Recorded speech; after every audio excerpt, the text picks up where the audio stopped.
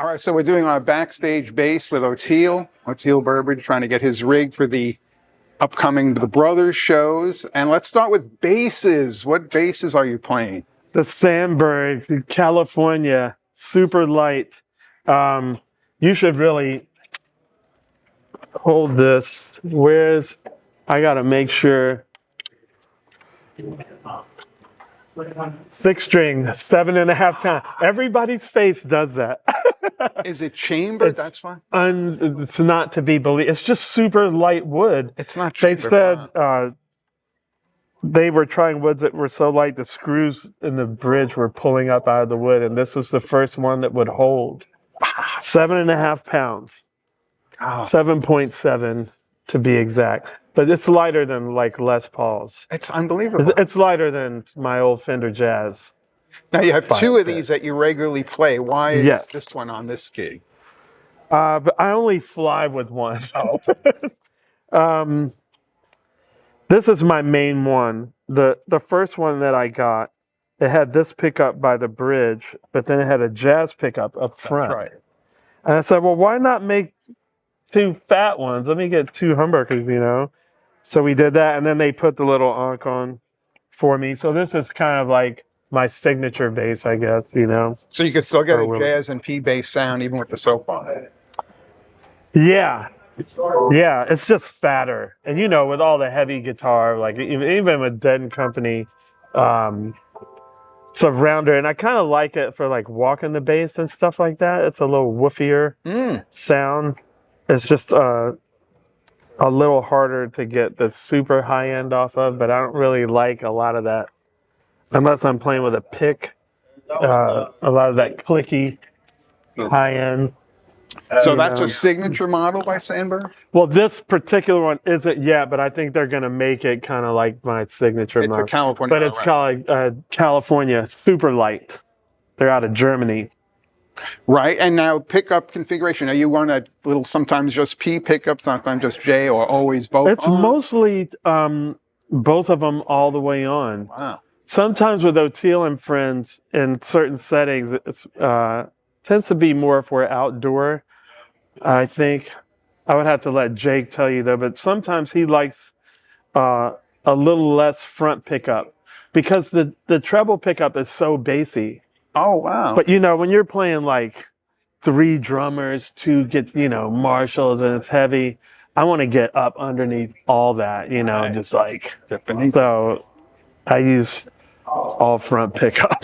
Cool. Strings on this? They're just the same thing I've been using since I was 15 years old, Diodario, nickel, medium gauge, you know, probably long scale. Or super long, whatever. You know, I'm technically challenged. Like, I don't even know the scale length of this bass. It's not a double octave, so it's probably, what, 35? I wonder if it's a 34 or 30. It looks like a 34 to me. It might be 34. I'm technically challenged. We'll find out. Do you know the gauge with the B offhand? Probably not.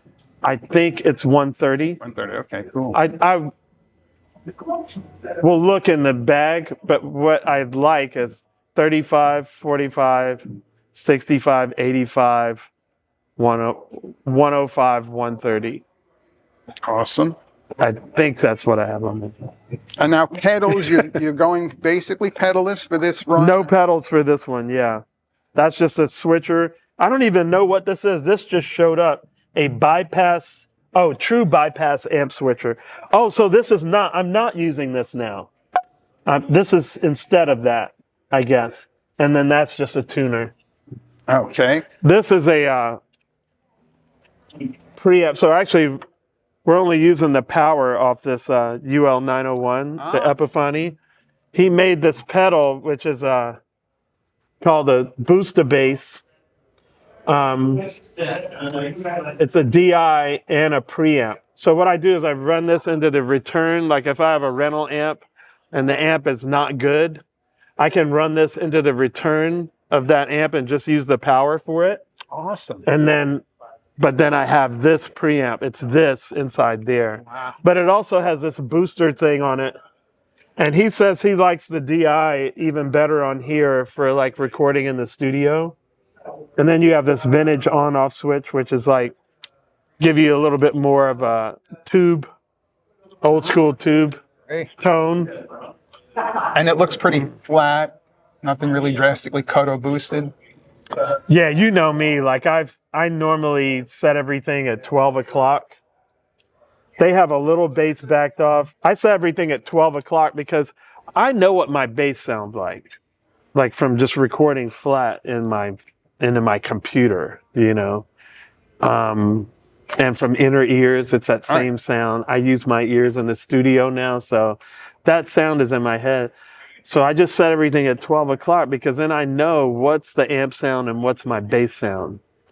And I can differentiate better, like, how this is changing the sound of my bass. It's also part cabinets, too. These cabinets. Now, what are these? Are great. Epiphany cabinets? These have what, two? These are, it's 410s on the bottom and 2 12s on the top. Ah. And there's a horn in each one. DIST, which stands for Dual Impedance Speaker Technology. These are the new DISTs. And dude, they are great. They are really great. I love these cabinets. So what I'm doing here is I'm using the Epiphany solid state rig for all my stuff that I want to play with my fingers. Blues, all the shuffles, any funk stuff, probably ballads unless it's a power rock ballad, like a Gambler's Roller, you know, where I might use a pick on that, I don't know. But tubes are too squishy for me, too spongy for like playing when I want to get into that Rocco Prestia stuff, like especially if it's fast. Yep. I like to be able to play really staccato, really fast, all the way at the bottom. The low C, C sharp, D, all that. Like, it should be, you know, and it's just too spongy with tubes. So all the stuff where I'm going to do that, I've got the solid state rig, and then I got this Jad Freer tube rig for the pick. Because, man, Phil, like all those guys, man, Phil Lesh, Barry Oakley, Lamar Sr., when you hear their tones with a pick back in the day, it's just like, killing. It's ridiculous, man. Is he have a model number on this? What is this? What is it? This was designed by Kevin Scott, who plays with Government Mule. So you might have already profiled this with him. I know. It's called a Volta. Volta, 200 watt vacuum tube.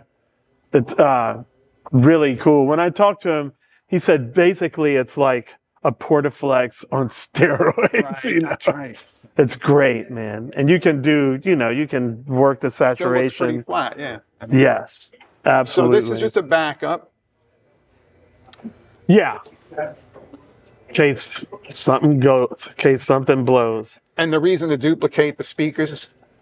Well, we were going to run all four, but then when I decided to do pick, you know, tube and solid state, they split them up. Oh, okay. So that's... Although, let's see, now that all that's happening, I don't know. Because Nick was really pushing. He was like, you should really hear all four together. I was like, but I've been playing with my amp all the way off for 10 years. Right. So even these two, like, cranked up was too much for me. I was like, is it too loud? Warren was like, it'll never be too loud. I was like, okay. He's like, where I'm standing, it can't be too loud. So, all right. So I'm going to crank it up. Yeah, dude, I'm going to... What else in your rig? So you're not on in-ears, so we won't ask you about your in-ear mix or monitor, but what about your... But monitor? I use those JH Audio 16 V2. Man, how many drivers? 16 drivers. 60, wow. Yeah, 8 per side. I tried the Roxannes to like let in more of the sound of the amp and all that, but all my low end went away. Like it just went. And so I got some of the version 2 of what I had from, God, they're probably 15 years old. And dude, they're just like, I like them. I mean, there's just when you're playing the nuance game, man. I've been in the studio, yeah. Yeah, it's just a different thing. It's a different thing. But with Den Company, we played so quiet for so long. You know, we could do a 20-minute Bird Song or Dark Star. You know, it's like doing in a silent way for 20 minutes, you know? So in your monitor with no in-ears, what are you going to ask for in the mix? Well, I have stuff in here that I'm not going to have. Like, I'm not having any drums in there, probably. Well, I don't know. We got to see. Some bass? No, No bass. dude, you're not going to hear that. This is So really for vocals. Yeah, it's all just vocals, organ. I don't need guitar. I probably need the far drums. Like once the PA goes on, dude, those drums are going to be, I may get hi-hats. You know, I may get overheads in here so that I hear the top end because I'm going to hear all the blah, blah. Yeah. Yeah, I don't want to go deaf in 2 nights. Your picks. What are your picks? Well, they've changed. So when I just did Phil Lesh's birthday thing in at the Cap Theater in Portchester, and his bass tech Brian Rashep, shout out to Brian, he gave me some of Phil's picks, which I left at home, but my wife's bringing them. So he also gave me some of these other ones. I was like, I left them all at home, and he stuck these in my case. God bless him. So I had a couple. They're thicker than mine. So these are mine. And they sound cool, but they're his are a lot thicker than mine. Brian, these are Brian's picks. The difference between his is that Phil's are made out of graphite, I think, and they have a really sharp point. So I was trying all 3 picks, and I was like, immediately could tell that mine was not as good. And then I tried Brian's, and it sounded great. And then when I was playing with the band, when we started sound checking, it was Macon down for the Dickey tribute. There wasn't quite enough high end, and I went and I got Phil's pick, and it was like, he had that super sharp tip. And I was like, that's how, because, you know, he has that super beautiful high end, but there's so much low end. But you don't realize. It's like the ultimate tone, man. So with those picks, it really, and with the tubes, the way it like rounds the sound out. You get that high end, but the way it breaks up is rounder than the way it breaks up solid state. It's just a different. It makes you a completely different sound. Yeah.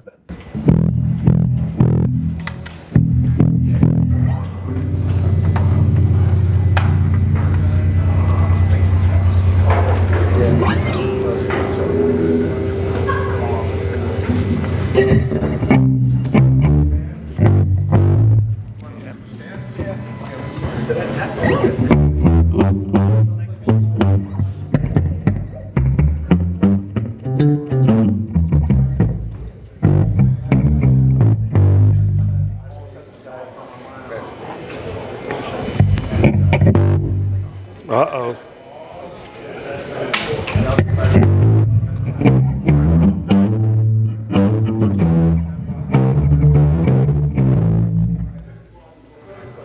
Hold on. Whoa! There's a bypass thing on the switch on this, which makes it so much louder. It's just like, ah! Someone hit it yesterday by accident.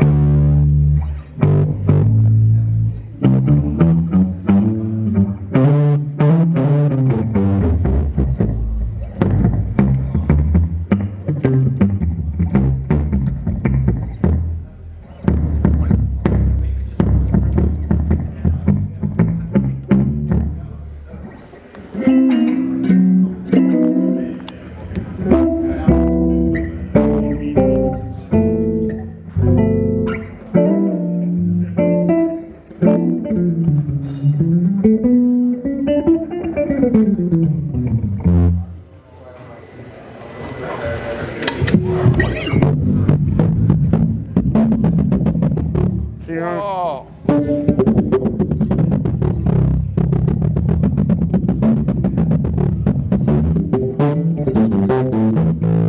That's all big.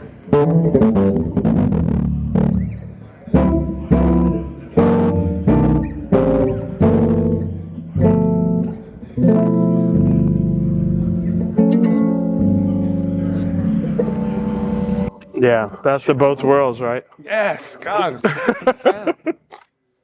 And I still am like, I'm like, wow, that's way too loud. I'm not used to it. Right. I'm worried about your hearing for the whole run, but I guess it's only a week. It's going to be a fun week. I actually hope to lose a little hearing this week. I don't know. It's a success. Oh my God. I'm going to lean into it because that's what's going to happen anyway. So It's crazy. there's all kinds of other stuff about this amp too that you should have Kevin Scott tell. Well, he probably already did. I got him in the Anthony thing. He played "What You Gonna Do for Me," and then I drove home, and he's like, "Oh, by the way, I'm moving to Nashville tomorrow."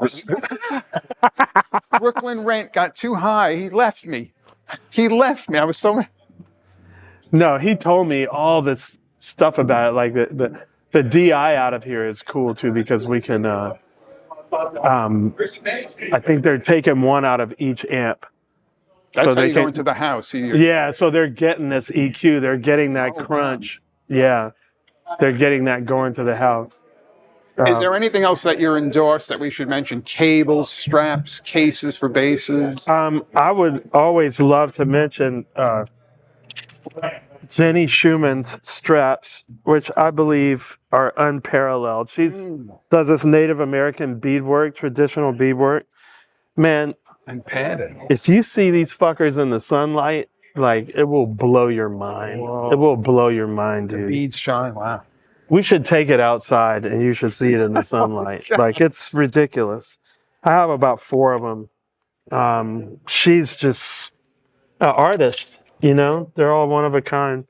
And How do we spell her name? Schumann, Shuman. Her handle is Beadwork by Jenny, you know. But yeah, D'Addario strings, Sandberg bass, Epiphany, Chad Freer, JH Audio. That's pretty much it. And you do use the tuner pedal? Nothing. Yeah, I have a different one on mine. And then we have like a rack one. All my stuff is on a Dead & Co truck. But they just got me this. I imagine they're going to put it in the chain here. And that Morley's going away. Terrific. Yeah, dude. Thank you so much. Hey, man. It's so good to see you. After what I'm sure is more than 30 years.